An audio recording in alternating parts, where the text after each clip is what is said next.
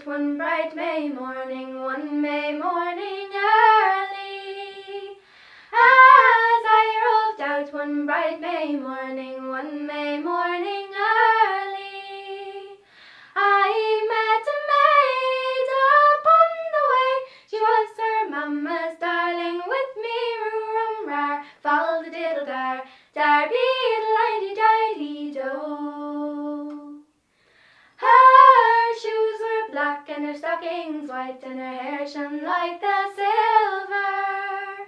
Her shoes were black and her stockings white, and her hair shone like the silver.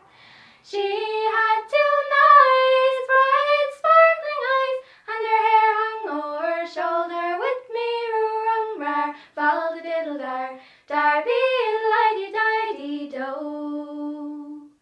What age are you, my pretty fair maid? What age are you, my darling?